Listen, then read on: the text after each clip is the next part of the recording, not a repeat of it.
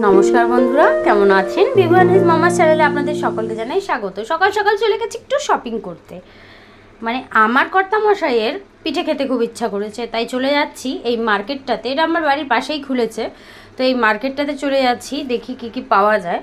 আপাতত তো আমার চালের গুঁড়ো, ময়দা আর সুজি, চিনি এগুলো লাগবে। এবার যেহেতু মার্কেটে আসা মানে একটা মানে যেখানে গ্রোসারির জিনিস পাওয়া যায় সেই সব জায়গায় আসা মানে আরও অনেক কিছু পছন্দ হয়। যেমন এন্ট্রি করতেই চকলেটের র্যাকটা রাখা ছিল, আমার চোখটা সেই ওই চকলেটের র্যাকে গিয়েই আটকে গেছে।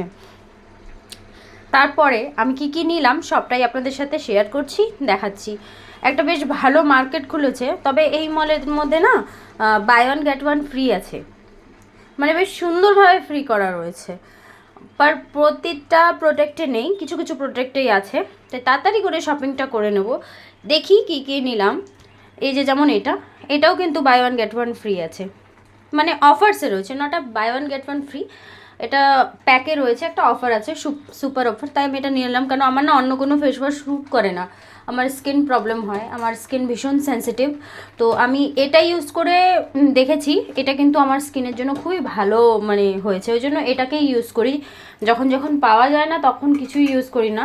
আর আমার কাছে যদি আপনারা জিজ্ঞেস করেন বা আমার ওপিনিয়ন যদি চান, আমি তো বলবো সবথেকে সস্তার মধ্যে এই ফেস ওয়াশটা সবথেকে বেস্ট। আর সাবান কখনোই মুখে ইউজ করা উচিত না, কেন অনেক প্রবলেম হয় সাবান ইউজ করলে পরে। সাবান কিন্তু একদম ড্রাই করে দেয়। কিন্তু যেটা মানে যদি আপনারা স্কিনের বিষয়ে ভীষণ অনেক কিছু পড়াশোনার চেষ্টা করবেন, তাহলে কিন্তু বুঝতে পারবেন যে স্কিনকে সবসময় ময়শ্চারাইজ করে রাখতে হয়। সবসময় একটু অয়েলি মানে ময়শ্চারাইজ যদি না থাকে, স্কিনের মধ্যে একটু অয়েল না থাকে, তাহলে পরে কিন্তু সেটা প্রবলেম ক্রিয়েট হয়ে যায়। ওই জন্য ময়শ্চারাইজার সবসময় ইউজ করা উচিত। আর সাবান ইউজ করলে কি হয়, স্কিনের পুরো যত ময়শ্চারাইজার আছে, স্কিনের ভিতরে যা যা প্রোটিনগুলো আছে সব কিন্তু টেনে ফেস ওয়াশ না, সাবান পুরো ক্লিন করে দেয়। এই জন্য সাবানটাকে অ্যাভয়েড করবেন, ফেস ওয়াশ ইউজ করবেন যার যেটা স্যুট করে। বাট আমার এটাই স্যুট করেছে তাই। আর এই মেয়োনিজগুলো আমি সবসময় নিয়ে যাই, খুব ভালো বিভুর জন্য। আর বিভুর বাবার জন্য পাস্তা এখান থেকে নিয়েছি। এবার ব্র্যান্ড চেঞ্জ করেছি পাস্তার, দেখা যাক কী হয়। আর এই র্যাকগুলোতে রয়েছে মেয়েদের বিউটির জিনিস, দেখে অবশ্যই বুঝতে পেরে গেছেন। আর আমি বলে দিচ্ছি, এখন কিন্তু নয়ডার টেম্পারেচার আজকে আপাতত 7 ডিগ্রি সেলসিয়াস, আর দুদিন আগে ছিল মাইনাসে, মানে -1 ডিগ্রি সেলসিয়াস ছিল। আবার মাঝে জিরোতেও চলে গেছিলো। দিল্লির তো ভীষণ অবস্থা খারাপ। তবে ভেবেছিলাম অনেক অনেক জায়গায় না দিল্লির স্নোফল হচ্ছে যে যাব, কিন্তু এত পরিমাণে ঠান্ডা যে আমার আর সাহস জোগাড় করতে পারছি না যে আমি যাব। কেন আমার না কিছু প্রবলেম হয়ে গেছে, আমার ছেলে হওয়ার পর আমার হাতে পায়ে কোমরে ব্যথার সমস্যা হয়ে গেছে। এই কোল্ড ড্রিঙ্কগুলো দেখছিলাম, এগুলো ফ্রুট জুসই বলতে পারেন, ফ্রুট জুস। এর মধ্যে অনেক কিছু দেওয়া ছিল। আর হ্যাঁ, অনেক দিন ধরে খোঁজার পর আমি একটা জিনিস পেয়েছি, সেটা হচ্ছে চিয়া সিডস। সকলেই জানেন চিয়া সিডস কিন্তু হেলথের জন্য খুব ভালো হয়, এনার্জি লেভেল ভীষণ ভালো রাখে, আর ওয়েট লস করতে সাহায্য করে। তাই চিয়া সিডসটা কীভাবে খাবো সেটাও আপনাদের সাথে শেয়ার করবো। আমি ওতে এটাই বলছিলাম আপনাদেরকে যে এখানে আমি চিয়া সিডস পেয়েছি।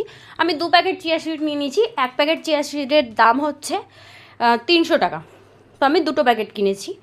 আর রাত্রিবেলা বলেছিলাম সকালে শপিংয়ে যাওয়ার আগে যে পিঠে বানাতে হবে, রাত্রিবেলা পিঠেটা কী করে বানালাম সেটা দেখাচ্ছি। পাটিসাপটা বানিয়েছি আর তেলের পিঠে বানিয়েছিলাম, তবে তেলের পিঠের ভিডিওটা করা হয়নি, যেহেতু একাই আমি ভিডিও করি একা হাতে, সবসময় সব কিছু পসিবল হয়ে ওঠে না। আর ওই জন্যই আমার অনেক সময় ভিডিওতে কিছু প্রবলেমও হয়, একা হাতে করা, একা হাতে সব কিছু এডিট করা, একটু প্রবলেম হয়েই যায়। তাই জন্য পুরোটা ভালোভাবে বোঝাতে পারছিলাম না। তবে আমি কিন্তু এর মধ্যে যা ইউজ করেছি সবই ফরচুনের। আর যে এই যে ফরচুন আমি দেখালাম, ময়দাও ফরচুনের, রিফাইন্ড অয়েলও ফরচুনের ইউজ করেছি, আর সুজির প্যাকেটও ফরচুনের, চালের গুঁড়ো ভালো দোকান থেকে নিয়ে এসেছিলাম, আর এই যে আমুলের দুধ এই ইউজ করেছি। এই দিয়েই কিন্তু আমি বানিয়েছি, খেতে খুবই টেস্টি হয়েছিল। কীভাবে বানাতে হবে সেই রেসিপিটা ভালোভাবে আপনারা সকলে দেখে নিন, আর আমার সাথে সাথে বানানোর ট্রাই করুন। যেহেতু শীতের সময় বাড়িতে এরকম পিঠে পায়েস বানিয়ে খাওয়ার নিজের ফ্যামিলির লোকেদের, তাতে যাতে তারা খুশি হয়। আর বাঙালিদের একটা কথা আছে না, আমরা যেমন বলি বড়দের মনের রাস্তা কোথা থেকে যায়, বড়দের মনের রাস্তা কিন্তু বাঙালি বড়দের স্পেশালি মনের রাস্তা পেটের থেকেই যায়। তো তাদের পেটে পৌঁছাতে পারলে পরেই তাহলে আপনি ভাববেন যে আপনি মনে পৌঁছে গেছেন। তাই আমার বর যা যা খেতে ভালোবাসে এই মৌসুমেতে তাই জিনিসই বানানো হলো। কদিন আগেই পায়েস বানিয়েছিলাম, তবে ভিডিওটা করেছিলাম না, কেন পায়েসের রেসিপি আমি আগেও শেয়ার করেছি, তাই জন্য আর করিনি। আজ পিঠেটা করলাম, তাই আপনাদের সাথে শেয়ার করে নিলাম। আমি এই ব্লেন্ডারটা দিয়ে ব্লেন্ড করি সবসময়, কারণ এটা দিয়ে খুব ভালো ব্লেন্ড হয়। আপনারা সকলেই আশেপাশে যদি পান কোথাও নিয়ে নেবেন, বেশি একটা দাম থাকে না, 15-20 টাকা ইয়া 30 টাকা এরকম একটা দাম। তো এটা নিয়ে নিলে পরে সব কিছুতে, ডিমের আমলেট থেকে স্টার্ট করে সব কিছু আপনারা এই দিয়ে ভালো করে ম্যারিনেট করে নিতে পারেন, খুব ইজি ওয়েতে হয়ে যায়। আর এই যে যখনই কোনো জিনিস বানানোর জন্য আমি নিচে বসি, সেই সময় অ্যানা মহারানী চলে আসেন দেখতে। আমার পিছনের দেওয়ালগুলো অবশ্যই দেখতে পাচ্ছেন। আমি কিন্তু আগেও বলেছি একবার, আমার ঘরের পিছনের মানে আমার পিছনের যেসব দেওয়ালগুলো থাকে তাতে যেসব পেন্টিংগুলো, যেসব গর্তগুলো দেখতে পাবেন, সেগুলো কিন্তু আমার ছেলে আর আমার অ্যানা দুজনে মিলেই বসে বসে করে।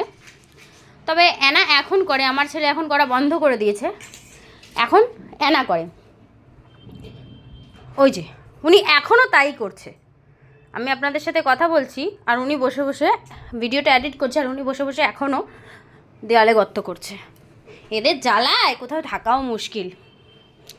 এই যে গুড়টা ম্যারিনেট করেছি, এই গুড়টা কিন্তু খেজুরের গুড়। আমি এই গুড়টা বাড়ির থেকে নিয়ে এসেছিলাম, 250 টাকা কিলো নিয়ে এসেছি। ওনারা মানে 300 না 350 টাকা কিলো বলছিল, তবে আমরা 250 টাকা কিলো মানে এই গুড়টা নিয়ে এসেছি। আর বাড়ি থাকতে একবার নিয়েছিলাম, সেটা 200 টাকা কিলো নিয়েছিলাম। খেতে খুবই ভালো ছিল, টেস্টও ভালো ছিল।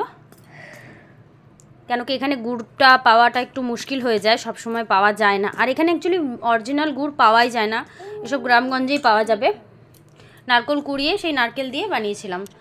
আমার তাওয়াটা দেখে অনেকেই ভাবছেন যে তাওয়াটা তো কালো কেন। এটা ননস্টিকের তাওয়া ছিল।